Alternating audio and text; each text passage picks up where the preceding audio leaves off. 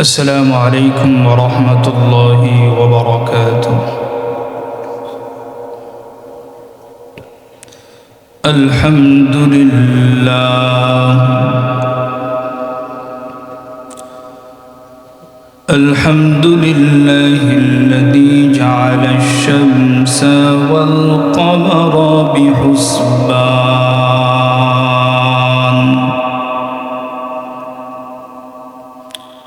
والنجم والشجر يسجدان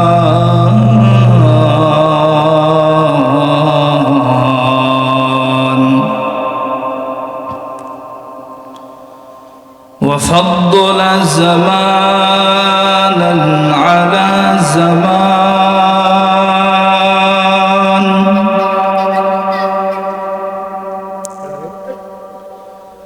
كما فضل مكانا على مكان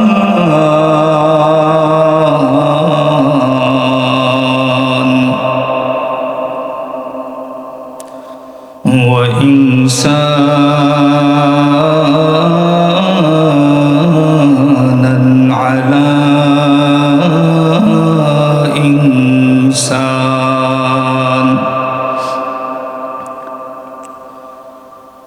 ونشهد أن لا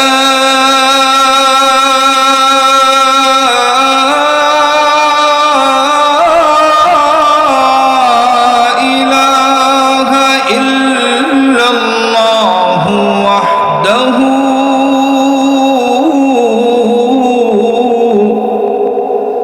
لا شريك له لا ضد له ولا ند له ولا مثل له ولا مثال له ولا وزير له ولا مقارن له ولا مكاظم له ولا مداني له ولا مناظر له ولا جلد بلد ولد جسد رس وجز ونز وعظم له ولا جذب وصف عيب قاب بيت خصم له ونشهد أن سيدنا وسندنا وحبيبنا وكبيبنا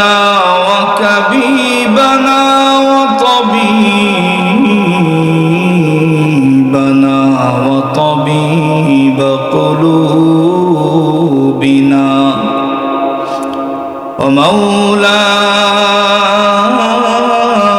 ومولانا وأولانا محمدا عبده ورسوله الذي أرسله بالحق إلى كافة للناس إلى كافة للناس بشيرا ونذيرا وداعيا إلى الله بإذنه وسراجا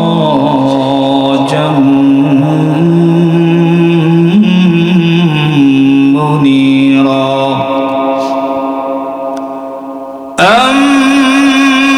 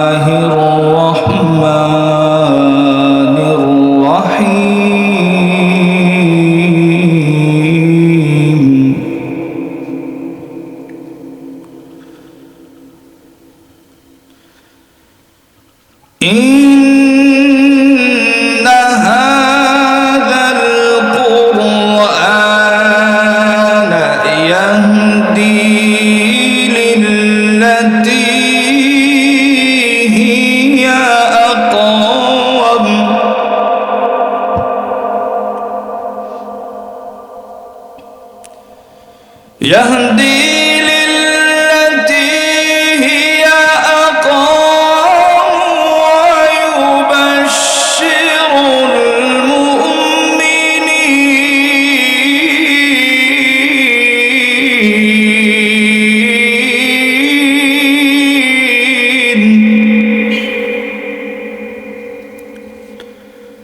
ويبشر المؤمنين الذين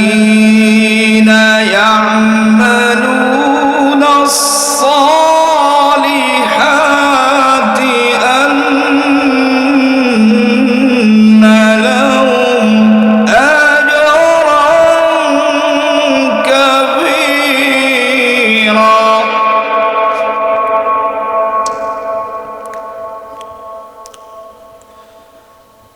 وأن الذين لا يؤمنون بالآخرة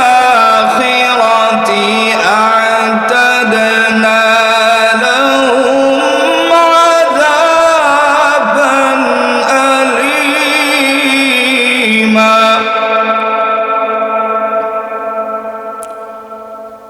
ويدعو الإنسان بالشر دعاءه بالخير وكان الإنسان عجولا.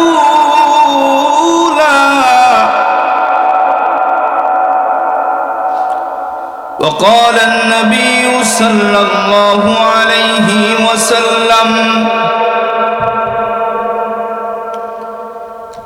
إذا كان أول ليلة من شهر رمضان ينادي مناد يا باغي الخير أقبل ويا باغي الشر أقصر ولله عتقاء من الناس وذلك كل ليلة أو كما قال النبي عليه الصلاة والسلام. صدق الله مولانا العظيم وصدق رسوله النبي الأمي الكريم ونحن على ذلك لمن الشاهدين والشاكرين والذاكرين والحمد لله رب العالمين.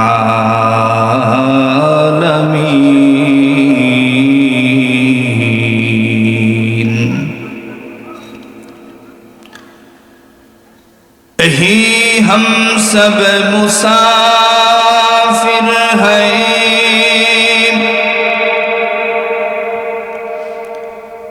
यही हम सब मुसाफिर हैं, ओही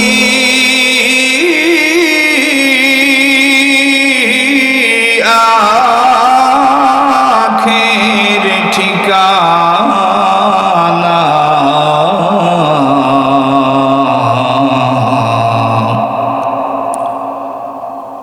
यही हम सब मुसाफिर हैं, ओही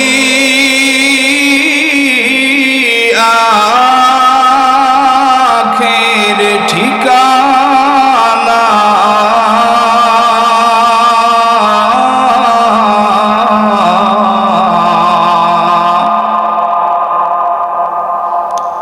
कोई आगे रवाना है, कोई पीछे रवाना,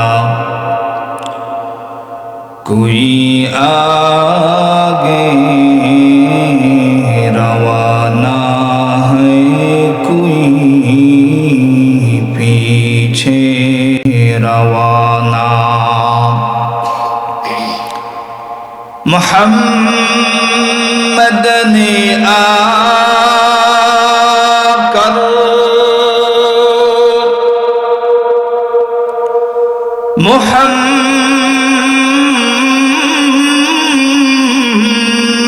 मोहम्मद ने आकर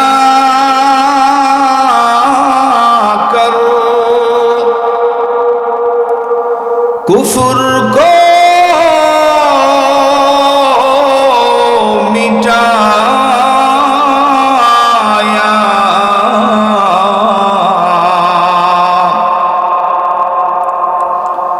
कुफ्र को मिटाकर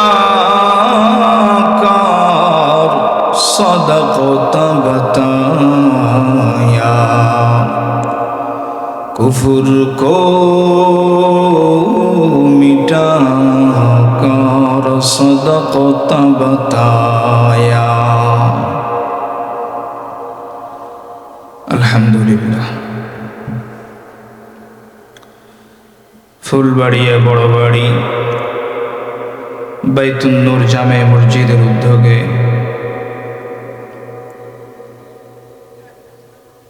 আয়োজিত তৃতীয় বার্ষিকী 3 দিন ব্যাপী ঐতিহাসিক তাফসীরুল কোরআন মাহফিলের আজকের প্রথম দিনের শেষ অধিবেশনের মুহতারাম সম্মানিত সভাপতি জনাব আলহাজ মোহাম্মদ সিরাজ উদ্দিন শেখ, আজকের মাহফিলের সম্মানিত প্রধান অতিথি জনাব মোহাম্মদ শিবলি মাহমুদ সুমন, আজকের মাহফিলের উদ্বোধক জনাব মোহাম্মদ সেলিম খান, আজকের মাহফিলের যিনি প্রধান আলোচক প্রধান বক্তা বিশিষ্ট ইসলামী চিন্তাবিদ মুফাসসির কোরআন হযরত মাওলানা কারি মুজিবুর রহমান সাহেব বারাকাল্লাহু ফি হায়াতি। আমার আগে আলোচনা করেছেন আমার শ্রদ্ধেয় সম্মানিত বড় ভাই হাফেজ মাওলানা মুফতি মুঈনুল ইসলাম গাজীপুরি বারাকাল্লাহু ফি হায়াতি। সকলেই বলি আমিন। সামনে উপবিষ্ট আছেন দূর দূরান্ত থেকে আগত দিনপ্রিয় আমার দিনদার মুসলমান ভাইয়েরা, পর্দার অন্তরালে অবস্থানরত শ্রদ্ধেয় সম্মানিত মা ও বোনেরা, সৃষ্টি মহান স্রষ্টা দয়াময় মহান আল্লাহ জাল্লা শানুহু আম্মা নওয়ানুহু এর দরবারে লাখো কোটি শুকর যে মহান আল্লাহ পাক রব্বুল আলামিন আমাদেরকে দুনিয়ার সমস্ত ঝাই ঝামেলা থেকে ফারেক করে আজকের এই মহতি জলসায় আসার বসার তৌফিক দান করেছেন। এজন্য আমরা সকলেই ওই মহান মালিক, ওই মহান রব, ওই মহান রব্বে কাবার দরবারে কালিমাতু শুকর আদায় করি আলহামদুলিল্লাহ। লক্ষ কোটি দুরুদ ও সালাম মুক্তির দূত রাহমাতুল লিল আলামিন ইমামুল মুরসালিন সাইয়্যিদুল মুরসালিন খাতামুন নবিয়্যিন শফিউল মুসলিমিন সাইয়্যিদুশ শুহাদা'i ওয়াস সাকালাইন শফি'ে মাহশর সাকিয়ে কাউসার আফতাব নবুওয়াত ফখরে মওজুদাত জনাবে মুহাম্মদুর রাসূল সাল্লাল্লাহু আলাইহি ওয়াসাল্লামের উপর সমস্ত সাহাবী তাবেঈন তবে তাবেঈন আইম্মায়ে মুজতাহিদিন পীর গাউস কুতুব ওলি আল্লাহ আদম পয়গম্বর থেকে নিয়ে এ পর্যন্ত যত মুসলমান নরনারী কবরস্থ হয়েছে আল্লাহ তাআলা প্রত্যেকের কবরকে জান্নাতের নূর দিয়ে ভরপুর করে দিক। সকলেই বলি আমিন।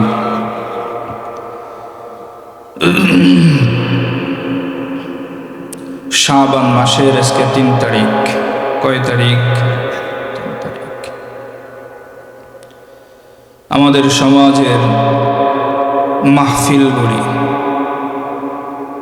আমাদের সমাজের আগে একটা সময় দেখা যেত রাজনৈতিক বিষয়গুলো নিয়ে দ্বন্দ্ব হয়ে থাকে মানুষের ভিতরে। এটা স্বাভাবিক ব্যাপার। একদল আরেক দলকে দেখতে পারে না, এটাও স্বাভাবিক ব্যাপার। কিন্তু বর্তমান সমাজের হালত এমন হয়ে গেছে, এক মসজিদের মুসল্লি আরেক মসজিদের মুসল্লিরে দেখতে পারে না। কথা বলেন ঠিক? এক এলাকার মুসল্লি আরেক এলাকার মসজিদে নামাজ পড়তে যায় না। পারিবারিক ঝগড়া, পারিবারিক দ্বন্দ্ব একটু এদিক সেদিক যদি হয়ে যায়, সাথে সাথে আমার টাকা আছে, আমি নিজেই মসজিদ একটা উঠে আনি। মসজিদ করা, পৃথিবীর জমিনে মসজিদ হওয়া, আল্লাহর জমিনে মসজিদ গঠন করা ভালো কাজ। তবে আগে দেখতে হবে যে আমি মসজিদ বানাইলাম, কিন্তু মসজিদ আবাদ করতে পারলাম কিনা। মসজিদ বানানো সহজ, কিন্তু মসজিদের হক আদায় করা বড় কঠিন। সমাজে মসজিদ হচ্ছে, কিন্তু মুসল্লির সংখ্যা কম। সমাজে মসজিদ হচ্ছে, পরিষ্কার পরিচ্ছন্নতা ব্যাপারে আমাদের কোনো ভ্রুক্ষেপ নাই। আমি রাখতে পারি ভাইকে বলে দিলে আমার ডাকবে দিলে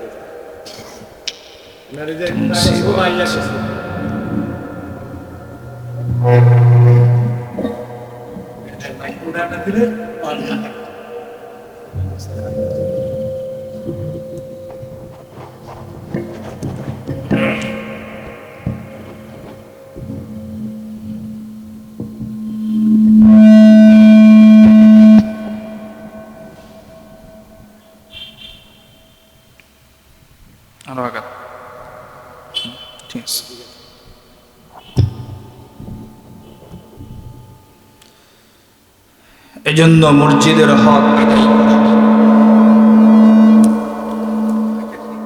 আমাদের সমাজের মসজিদগুলোর অবস্থা হচ্ছে এমন, একজন ইমাম রাখার পরে আমরা সমস্ত দায়িত্ব সেই ইমামের উপরে দিয়ে দেই। কথা বলেন ঠিক না?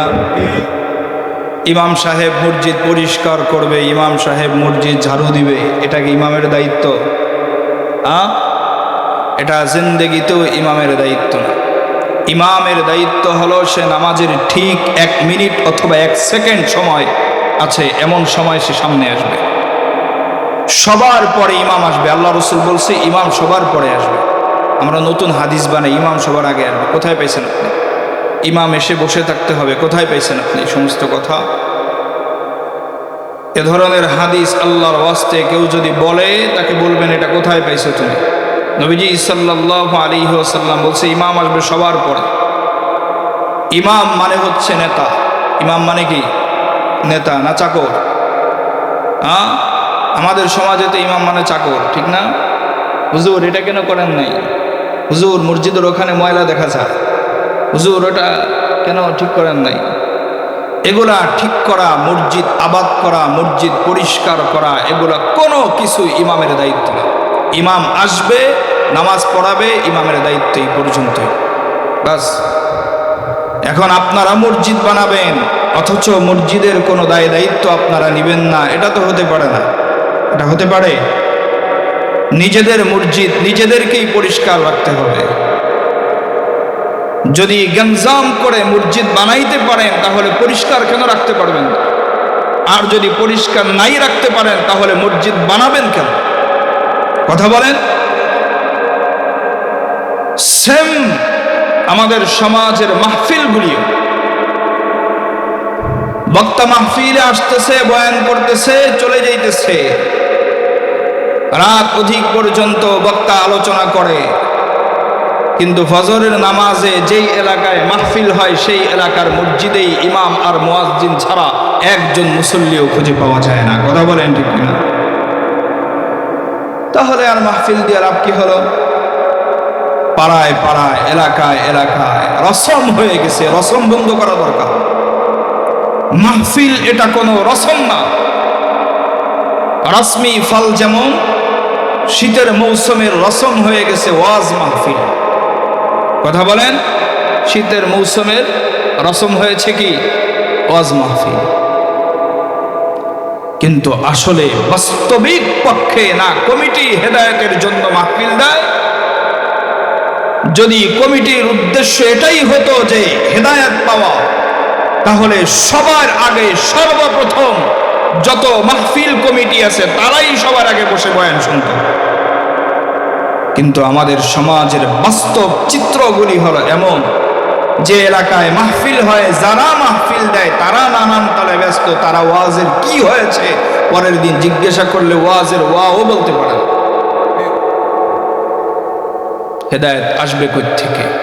দেনে ওয়ালার হেদায়ত নেহি, सुनने वाला भी हिदायत नहीं है, जो लेने वाला है उसका नीयत भी हिदायत पर नहीं। तो हिदायत আসবে কোত্থেকে? কারো উদ্দেশ্যই হিদায়াত নয়। মেরে মোহতারাম ভাই ও দোস্ত বুজুর্গ, আমাদের মাহফিলগুলি আমাদের জন্য নাজাতের জরিয়া হওয়া দরকার। আমাদের মাহফিলগুলি আমাদের জন্য হেদায়েতের ওসিলা হওয়া দরকার। আমাদের মাহফিলগুলি আমাদের জন্য হেদায়েতের হাতিয়ার হওয়া দরকার। আল্লাহ আমাদের সবাইকে সহি বুঝ দান করুক। এমন কিছু কথা আল্লাহ যেন আমার জবান থেকে বের করে, যে কথাগুলির অন্তত পক্ষে মানুষের দিলের ভিতরে লাগে এবং অল্প কিছু হলেও মানুষের ভিতরে যেন পরিবর্তন আসে। কথা আমার জবান থেকে বের করার তৌফিক দান করুক, সকলেই বলি আমিন।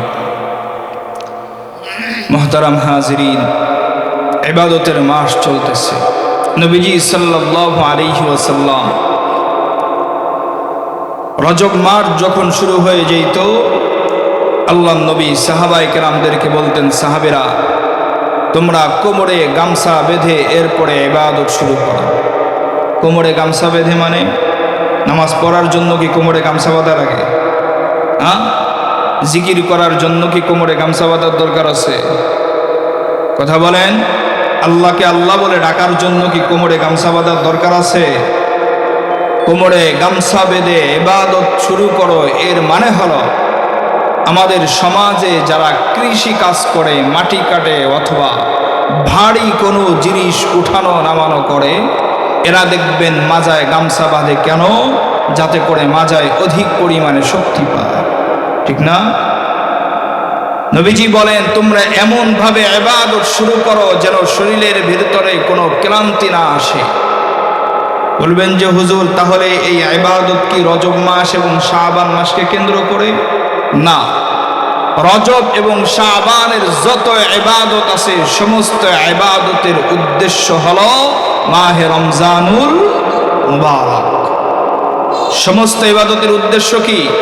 মাহে রমজানুল মুবারক। কারণ হলো রজব মাসে, শাবান মাসে কোনো বান্দা যখন ইবাদত করে অভ্যস্ত হয়ে যায়, রজবে শাবানে যদি বেশি বেশি নফল নামাজ পড়েন, রমজানে নামাজ পড়তে কষ্ট হবে। কথা বলেন, যদি আগের থেকেই অভ্যস্ত হন। উদাহরণ দিয়ে শুধু বোঝাবার জন্য বলি, আমাদের সমাজে এই যে মাহফিলটা আজকে দিয়েছেন, এই মাহফিলের একটা প্রস্তুতি আছে না? হ্যাঁ, প্রস্তুতি ছাড়া কি একদিনেই সব করে ফেলছেন? একদিনেই হয়ে গেছে? কথা বলেন, একদিনে কিন্তু হয় নাই। একটা প্রস্তুতি অবশ্যই আপনারা নিয়েছেন, এরপরে এই মাহফিল দেওয়ার সিদ্ধান্ত হয়েছে। আমার ভাইয়েরা, পৃথিবীর যত কাজ আছে সমস্ত কাজ অপ্রস্তুতিমূলক হয় না, প্রস্তুতি নেওয়ার মাধ্যমেই করা হয়। ঠিক তেমনি ভাবে যেহেতু রমজান মাস মুমিনের জন্য দামি একটি মাস। কত দামি?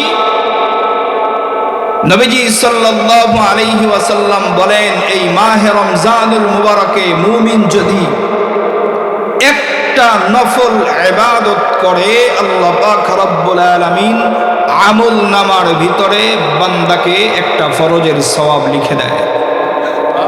এবারে ফরজ তো আমাদের কাছে সাধারণ মনে হয়, ঠিক না? হ্যাঁ, একটা ফরজই তো। কত ফরজ এমনি চলে যাইতেছে, পড়ি না, আদায় করি না। একটা ফরজ আর কি হবে? এবার শুনেন তাহলে, গোটা পৃথিবীর যত মুমিন মুমিনাত রয়েছে, গোটা পৃথিবীর যত মানুষ রয়েছে, সমস্ত ইবাদত গুজার বান্দা বান্দীদের সারা জিন্দেগীর নফল যদি একত্রিত করে এক পাল্লায় দেওয়া হয়, আর একজন মুমিনের জিন্দেগীর একটা ফরজ যদি আরেক পাল্লায় দেওয়া হয়, ফরজের পাল্লাই ভারী হবে, নফলের পাল্লা ভারী হবে না। ফরজের দাম আছে না নাই? ফরজের দাম আছে না নাই বলেন? আপনি একটা নফল করলে আল্লাহ যদি একটা ফরজের সমপরিমাণ সওয়াব আপনার আমল নামায় দিয়ে দেয়, আর কি চান আপনি? একটা ফরজ যদি আপনি করেন, আল্লাহ 70 গুণ বাড়ায় 70 ফরজের সওয়াব আপনার আমল নামার ভিতরে লিখে দিবেন। আমাদের রমজান মাসে রমজান রেখে যখন তারাবির সময় হয়ে যায়, আমরা অজুহাত দেখাই। কি অজুহাত? যে হুজুর সারাদিন রোজা রাখছি, তো এজন্য তারাবি পড়তে একটু কষ্ট হয়ে যায়। সারাদিন কি করছি?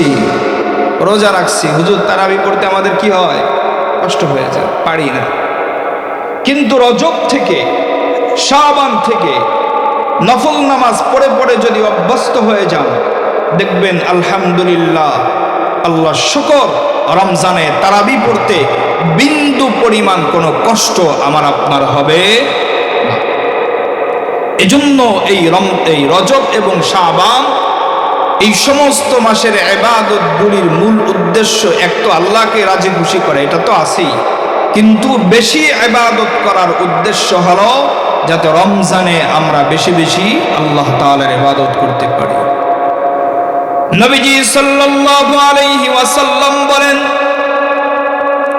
ইযা কানা আউয়ালু লাইলাতিন মিন শাহরি রমাদান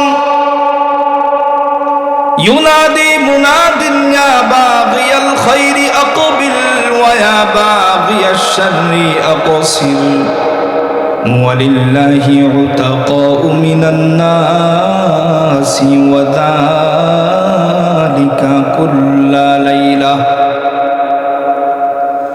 ও মুসলমান ইমানদার, পয়গম্বর আরবি সাল্লাল্লাহু আলাইহি ওয়াসাল্লাম বলেন, উম্মতের দল,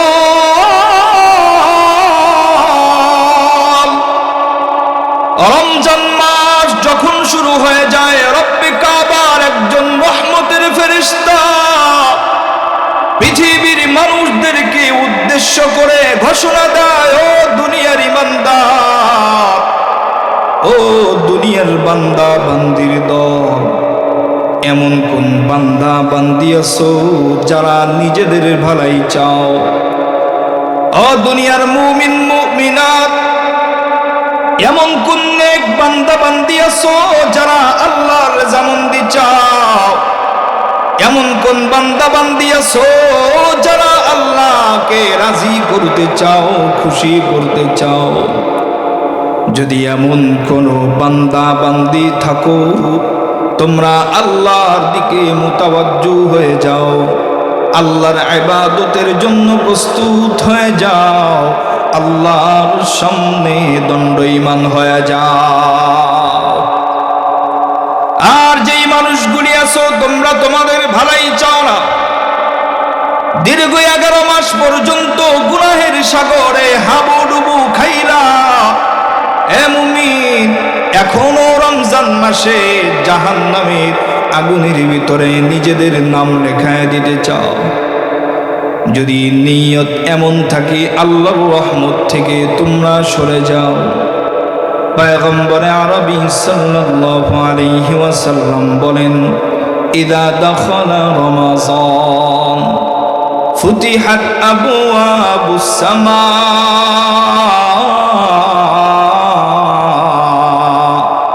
ওয়া ফুতিহাত আবওয়াবুল জান্নাহ ওয়া গুল্লিকাত আবওয়াবু জাহান্নাম ওয়া সুলসিলাতিশ শায়াতিন ওয়া ফি রিওয়ায়াতিন ফুতিহাত আবওয়াবুর রাহমাহ। পয়গম্বর বলেন, ইযা দাখালা রমাযান, এ উম্মত, রমজান যখন শুরু হয়ে যায়, ফুতিহাত আবওয়াবুস সামা, আল্লাহ পাক রব্বুল আলামিনের আসমানের যতগুলি দরওয়াজা আছে রব্বে কারীম মুমিন বান্দা বান্দীদের জন্য মালিকের আসমানের সব দরওয়াজাগুলি বান্দার জন্য খুলে দেয়। ওয়াফুতিহাত আবওয়াবুল জান্নাহ। পয়গম্বর বলে উম্মত শুধু যদি আসমানের দরওয়াজা খুলে দিয়ে আল্লাহ ক্ষান্ত হতো এই উম্মত তারপরেও নাফরমানি করতে মানতাম, কিন্তু আল্লাহ উম্মত তোর জন্য আল্লাহর জান্নাতের যতগুলি দরওয়াজা আছে উম্মত সব দরওয়াজাগুলি আল্লাহ তোর জন্য খুলে দেয়। অগল্লিকাত আবওয়াবু জাহান্নাম। এ মুমিন, যেন রমজান মাসে আল্লাহর রেজামন্দি হাসিল করে দুনিয়ার জমিন থেকে কবরে যেতে পারো, যেন দুনিয়ার জমিন থেকে মাওলাকে রাজি করে খুশি করে কবরের বাসিন্দা হতে পারো। এরে নবীর উম্মতের দল, আজকের সমাজের মানুষ আমরা বড় ভয়ঙ্কর। নামাজ পড়ি, উদ্দেশ্য হওয়া দরকার রেজায়ে মাওলা, কিন্তু আমাদের নামাজের উদ্দেশ্য হয় আমার নাম যেন সমাজের মানুষের কাছে ফুটে উঠে, মানুষ যেন জানতে পারে আমি নামাজি। কথা বলেন ঠিক কিনা? সমাজের দানবীর যারা আছে কেউ রাগ হলেও হতে পারেন, এমনি সময় গভীর রজনীতে মসজিদের পাশ দিয়ে যায়, কখনো নিজের পকেট থেকে 10 টাকার নোট বের করে দান বক্সের ভিতরে দেয় না, মাহফিল হলেই বলে হুজুর আমার নাম বলেন, অমুক হাজি, অমুক আলহাস। এই যে হজ করে এটাও হাজি আর আলহাস লাগানোর জন্য। কথা বলেন, কেন লাগাইতে হবে? কি লাভ? কোথাও পাইছেন যে হজ করলেই হাজি লাগাইতে হবে? হ্যাঁ, হজ করলেই আলহাস লাগাইতে হবে? পাইছেন কোথায়? এতদিন তো নামের আগে আলহাস আর হাজি লাগান নেই, হজ করেই লাগাই লাইছে। লাগাবেনই যেহেতু, না করেই লাগাইতে, এটা আপনার নামের একটা অংশ হইতো, সমস্যা ছিল না। এখন মানুষরে বোঝান হুজুর আমি হজ করে আসছি। আমি কি করে আসছি? হজ করে আসছি। হাজি, যত সমাজের হাজি আছে এগুলাই পাজি সবচাইতে বেশি।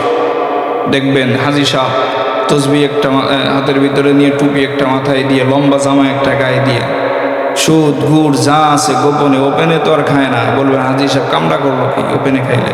এজন্য হাতে গোপনে গোপনে তলে তলে খায়। এমন হাজি আপনাদের অন্ততে কাপাসিয়া নাই, ফুলবাড়ি এলাকায় নাই, আছে? এগুলো ঢাকার শহর থাকতে পারে। আজকের সমাজের মুসলমানের ইবাদতের অবস্থা হলো এমন, আমাদের ইবাদতের উদ্দেশ্য হলো যেন আমাদের নাম হয়, অথচ ইবাদত হবে কার জন্য? আরো জোরে বলেন কার জন্য? এই বান্দা নামাজ পড়বেন কার জন্য? রোজা রাখবেন কার জন্য? জিকির করবেন কার জন্য? জিকির কি চরমনায়ের? চরমনায়ের বাবার দাদার জিকির? তাহলে বলেন কেন জিকির করা তো চরমনাইওয়ালার কাজ। যারা চরমনাই করে এরাই খালি জিকির করবে। অথচ রব্বে কারীম বলেন ইয়া আইয়ুহাল্লাযীনা আমানু যকুরুল্লাহ,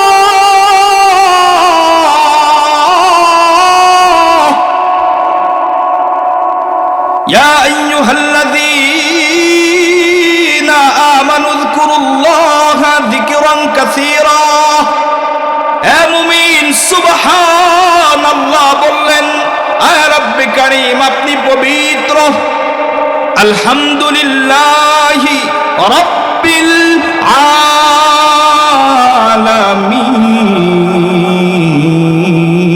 আলামিন।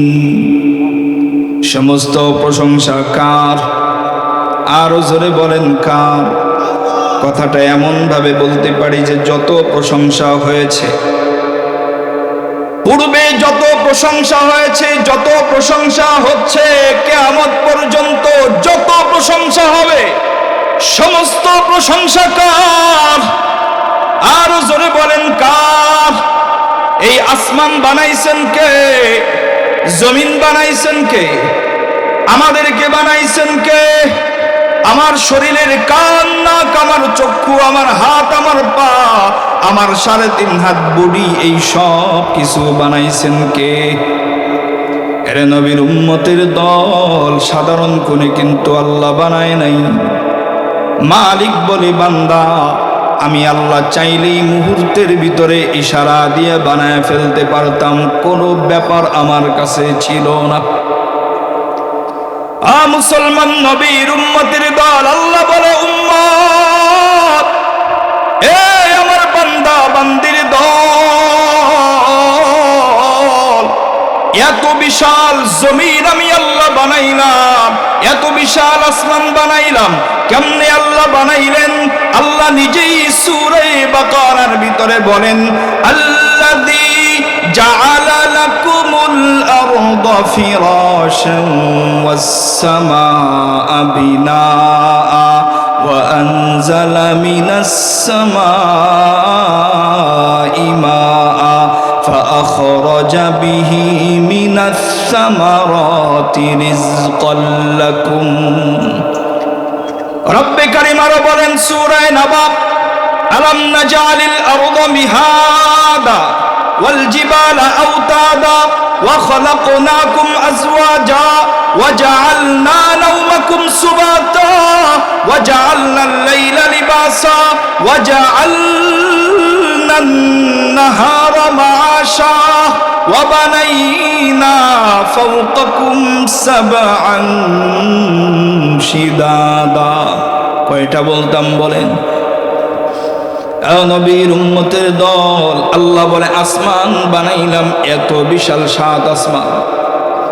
আল্লাহ বলেন আরশে আজিম তৈরি করলাম, জান্নাত বানাইলাম, জাহান্নাম বানাইলাম, প্রচুর মেঘমালা থেকে বৃষ্টি বর্ষণ করলাম।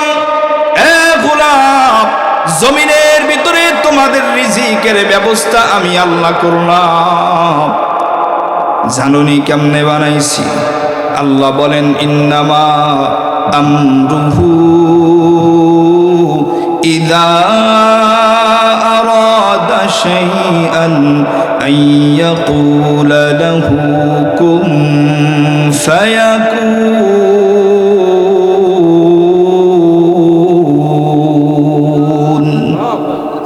মা খালাকাতুল জিন্না ওয়াল ইনসি বিখা জুজ ইবাদত নিস্তে মকসুদ আজ্জাহা। ও কবাশির মুসলমান যুবক ভাই, ও পর্দার আড়ালের মা গো, দিলের কণ্ঠে একটু লাগাও গো মা। এ মা গো, হতে পারে আজকের এই মাহফিল জিন্দেগীর একটা পরিবর্তনের মাহফিল। এ মা গো, হয়তো বা আর আগামীকাল আমার সাথে দেখা নাও হতে পারে বাবা। আগামীকাল হয়তো আমার নাম আর নাও থাকতে পারে। হতে পারে আজকে রাত্রে আমার মরণ হয়ে যাবে, আমি কবরের বাসিন্দা হয়ে যাব। তবে আল্লাহর বান্দা বান্দির দল বলে যায়, আপনাদেরকে শুনে রাখেন, রব্বে কারীম বলে, হে গোলাম, এই যে যত কিছু তোমাদের দু চোখে তোমরা দেখতে পাও, যত কিছু তোমাদের চোখের আড়ালে রয়েছে, এমনও কিছু আছে যেগুলা অনুধাবন করতেও পারবা না। মুসলমান ভাইরা, উদাহরণ স্বরূপ শুধু একটু বুঝাবার জন্য বলি, পয়গম্বর সুলাইমান আল্লাহর কাছে বলতেছে, আল্লাহ আপনার যত মাখলুক আছে রব্বে কারীম, আমি আপনার সব মাখলুক গুলাকে এক বেলা লাঞ্চ করাইতে চাই। কি করাবেন? দুপুরের খাবার খাওয়াবেন। কোন সময়ের খাবার? রব্বে কারীম বলে, সুলাইমান পয়গম্বর আপনি পারবেন না। এবার একটু বুঝাবার জন্য বলি, পয়গম্বর সুলাইমান কেমন পয়গম্বর ছিলেন?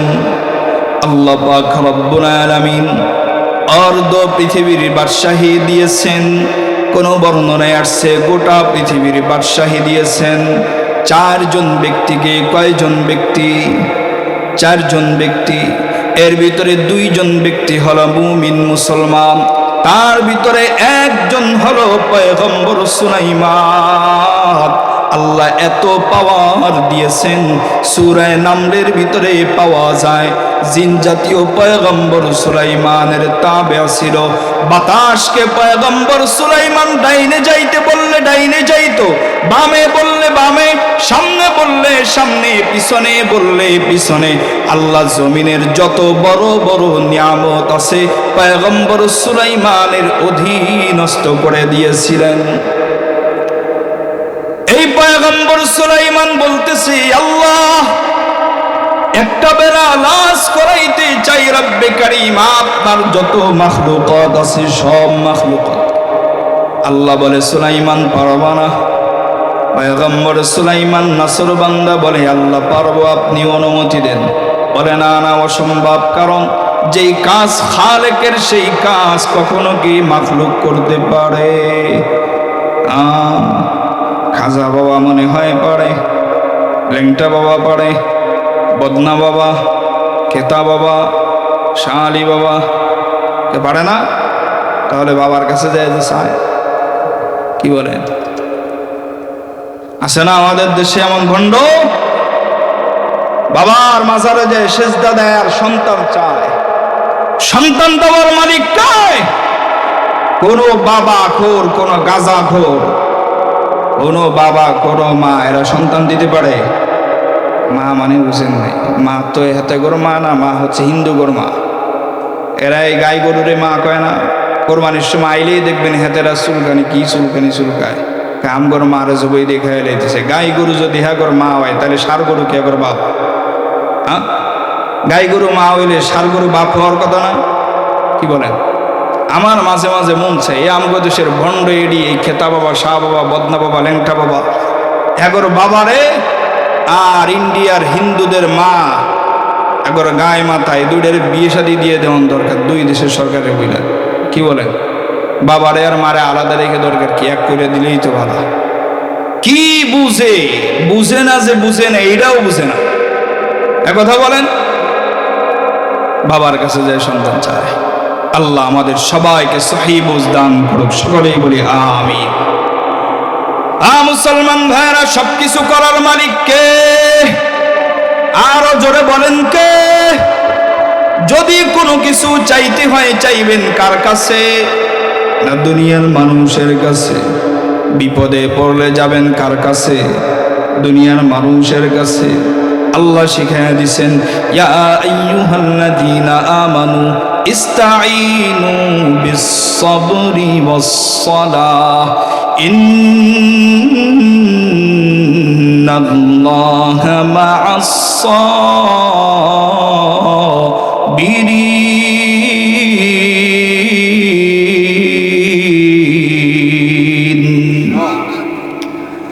মুসলমান ভাইরা, রব্বে কারীম বলে, হে গোলাম,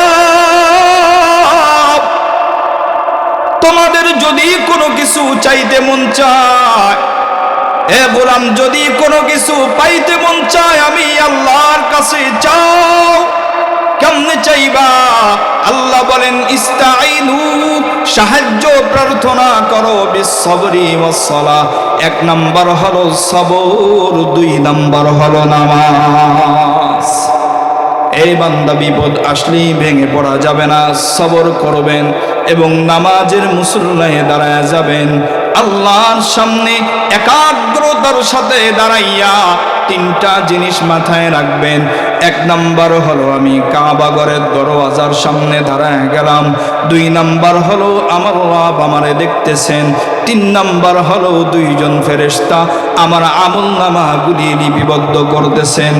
এই তিন জিনিস দিলের ভিতরে নিয়া রব্বে করিমকে রাজি করার জন্য রেজায়ে মাওলা উদ্দেশ্য নিয়া হে মুমিন, নামাজের মুসল্লায় সেজদায় যায়া চোখের একটা ফোঁটা পানি ফেলাইবে। নামাজের পরে মুনাজাতটা ধইরা রব্বে করিমের কাছে বলবেন, আল্লাহ আমি গোলাম, আপনি মালিক। আয় আল্লাহ, আমাকে দেওয়ার মতো আর কেউ নাই। রব্বে করিম, আমি কারো কাছে যাইতেও চাই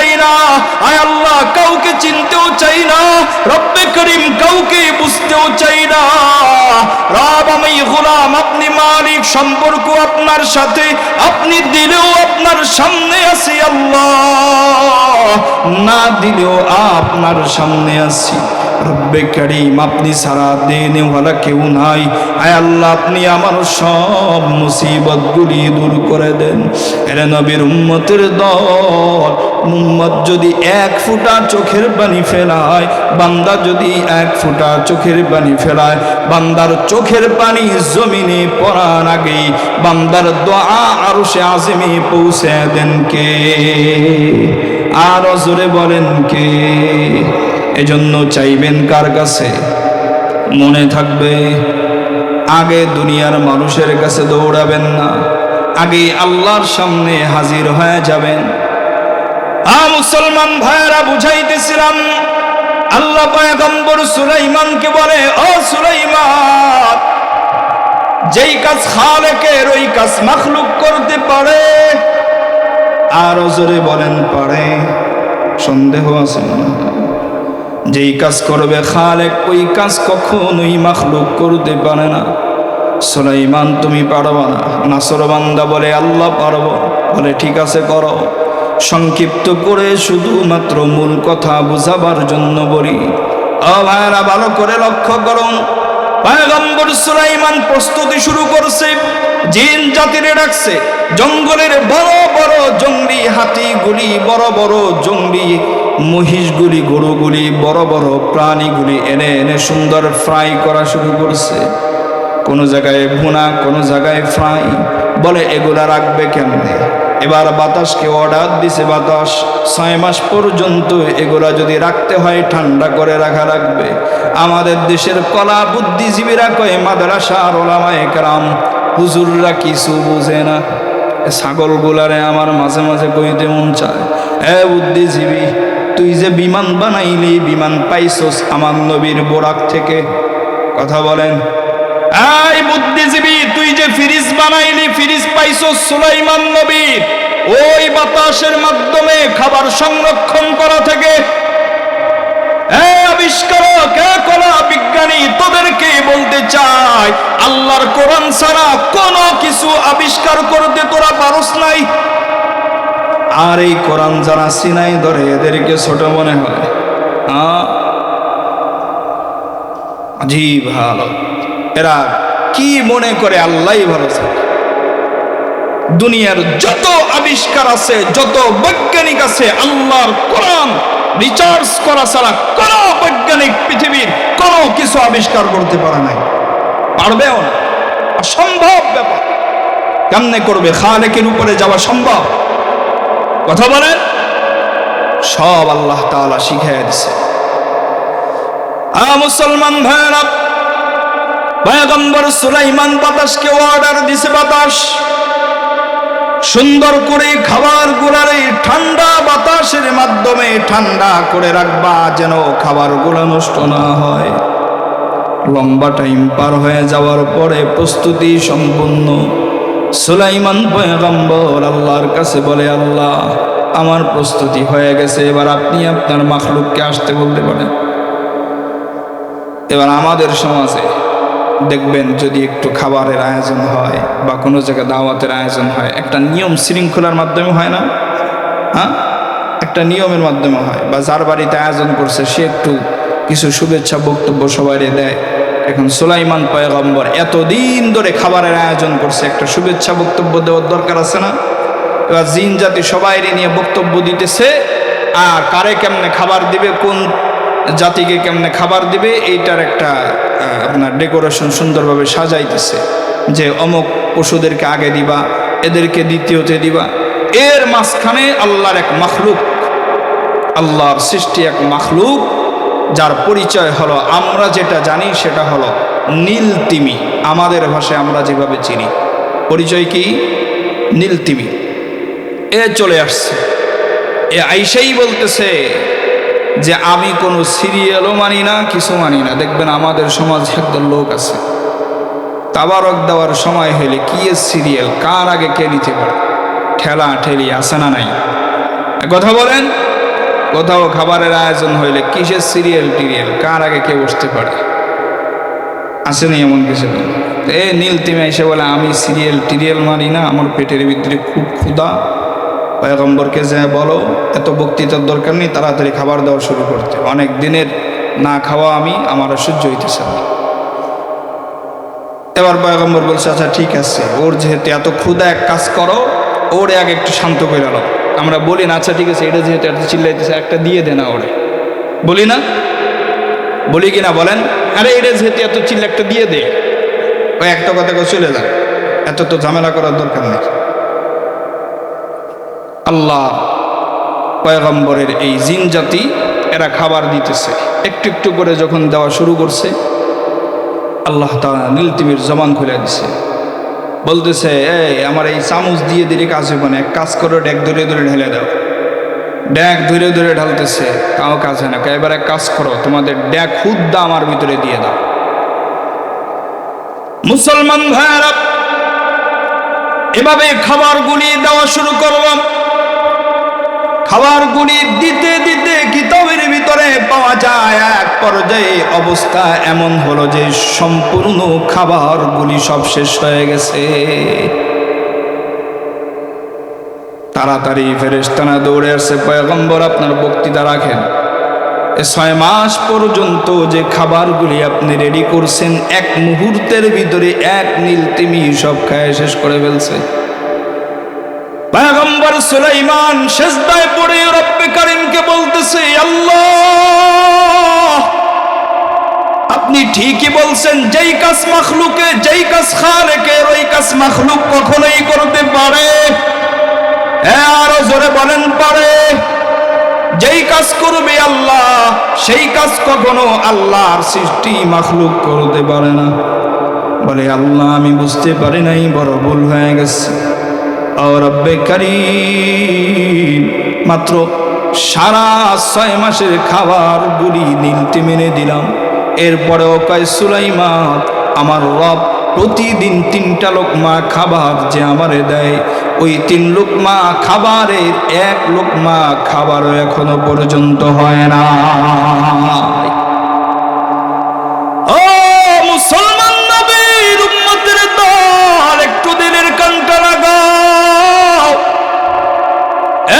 বৃদ্ধ বাবাজিরা, যুবক ভাইরা, যেটা বুঝাইতে চাইছিলাম, রব্বে কারীম এত বড় বড় মাখলুক সৃষ্টি করছে। আল্লাহ বলে গোলাম আমি সব মাখলুকগুলি ইশারার মাধ্যমে বানাইলাম, শুধু ইশারা করলাম আর সব মাখলুকগুলি হয়ে গেছে। জঙ্গলের হাতি বানাইছি ইশারা দিয়া, বড় বড় প্রাণীগুলি বানাইলাম ইশারা দিয়া। আমি আল্লাহর সৃষ্টি যত কিছু আছে, কোনো কিছু বানানোর ক্ষেত্রে যদিও সময় নিয়েছি, কিন্তু কোনো কিছু বানানোর জন্য আমি আল্লাহ আমার কুদরতি হাত ব্যবহার করি নাই। কিন্তু গোলাম তুমি কি জানো খলাকতু বিয়াদাইয়া, এই বান্দা তোর হাতটা আমি যখন বানাইছি তখনও আমি আল্লাহর হাত ব্যবহার করছি। এই গোলাম তোর পাগুলি যখন বানাইলাম আমি আল্লাহর কুদরতি হাত ব্যবহার করলাম। এ গোলাম তোর এই সুন্দর কপালটা যখন বানাইলাম আমি আল্লাহ নিজের হাত দিয়ে কপালের নকশা তৈরি করলাম। গোলাম রে চক্ষুগুলি যখন বানাইলাম আমি আল্লাহ নিজের হাত দিয়ে চক্ষুগুলি তৈরি করলাম। এ গোলাম তোর শরীরের আকার আকৃতি যখন আমি আল্লাহ দিলাম আমি আল্লাহ নিজের হাত দ্বারা সব আকার আকৃতি দিয়েছি। গোলাম কেমনে তোরে বানাইছে তোরে বললে তো বিশ্বাসও করবি না, এজন্য আল্লাহ নিজের কোরআনে জানায়া দিছেন ওয়াত্তিনি ওয়াজ্জাইতুনি ওয়া তুরি সিনিন ওয়া হাদাল বালাদিল আমিন লাকাদ খালাকনাল ইনসানা ফি আহসানি তাকওয়ীম।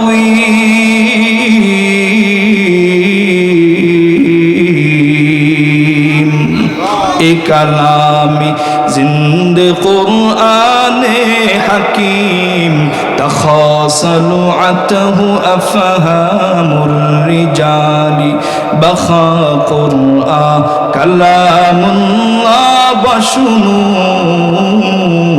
قديم استی نعينو ও কাবাসিয়ার মুসলমান দিলের কণ্ঠে একটু লাগাও আল্লাহ পাক রব্বুল আলামিন বলেন ওয়াত্তিন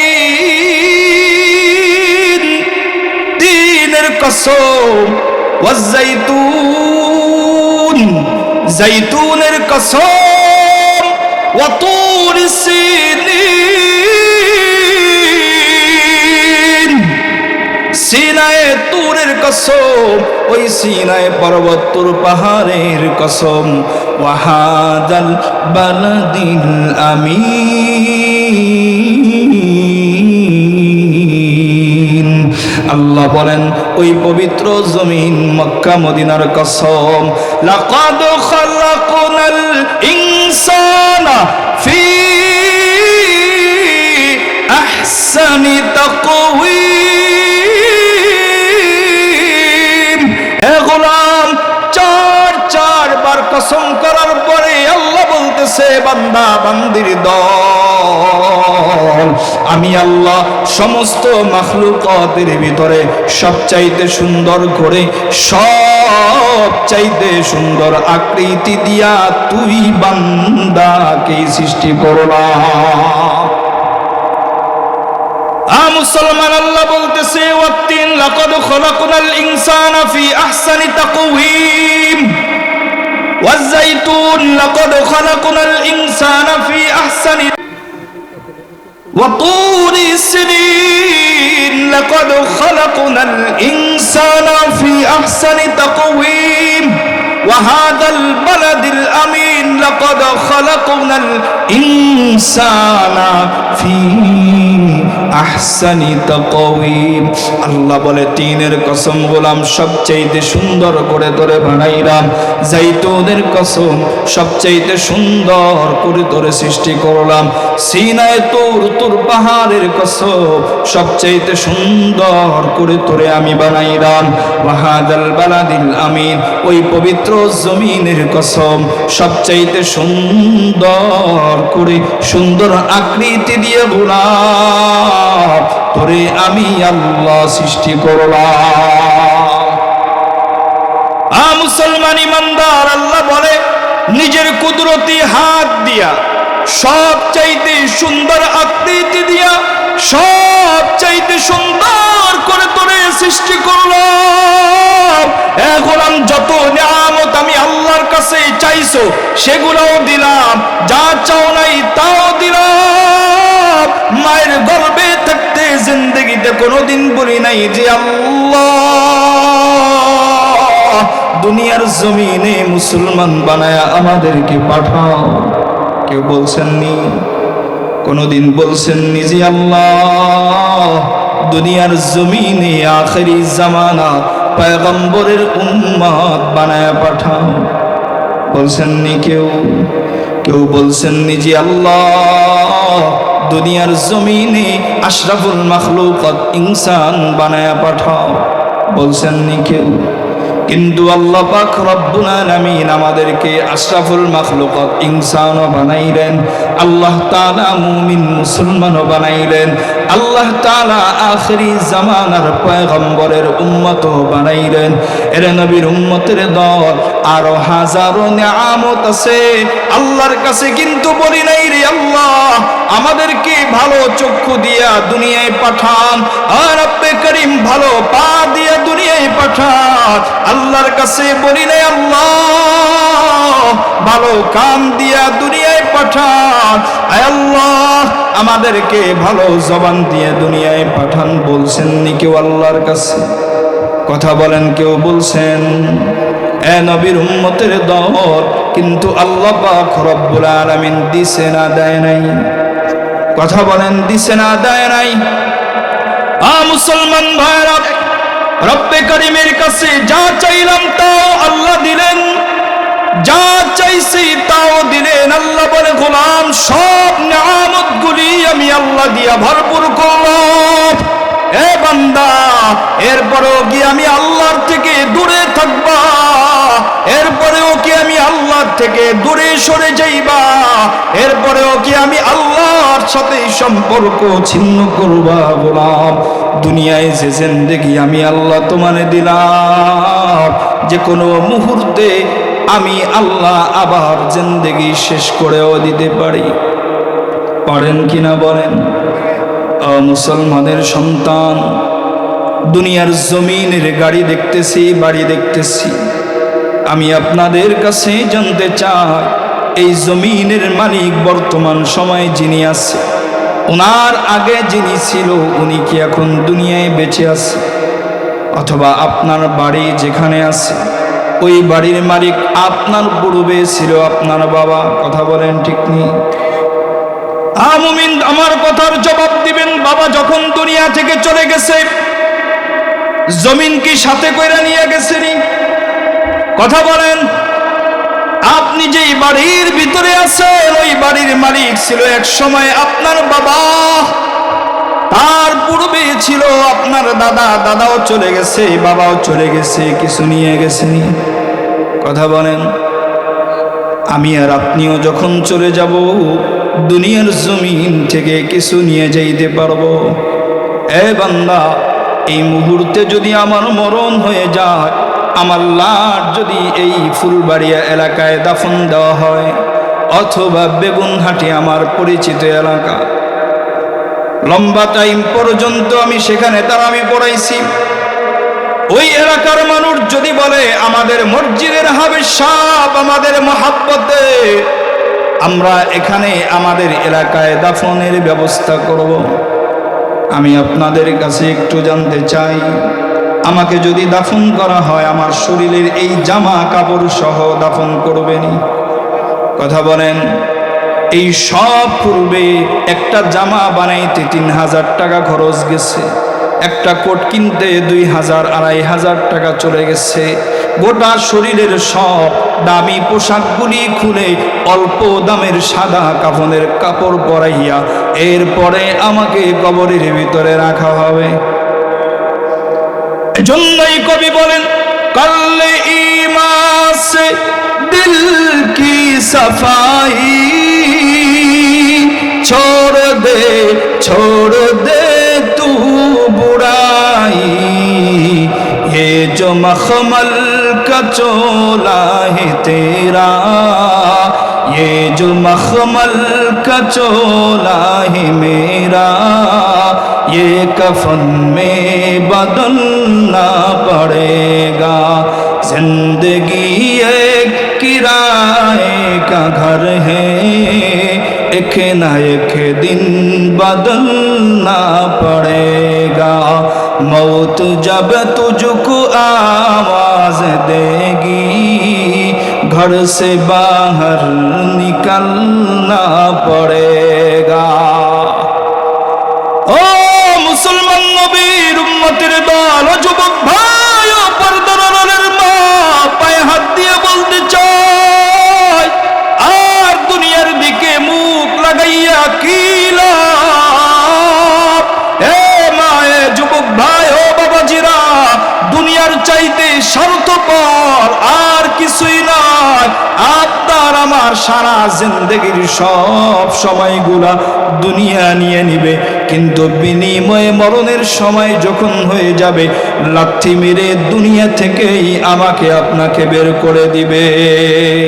যেতে হবে খালি হাতে, যেতে হবে খালি হাতে, সঙ্গে কিছুই যাবে না। 3.5 হাত জায়গা পাবি, পাবি না রে বিছানা। 3.5 হাত জায়গা পাবি, পাবি না রে বিছানা।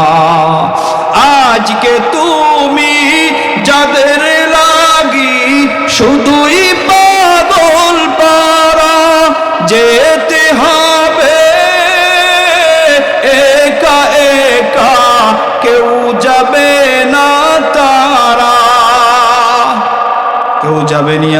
সাথে সন্তান যাবেনি, বিবি যাবে, মা বাবা, এত আদরের সন্তান মউত হয়ে গেছে, কেমনে দুনিয়ায় থাকবো?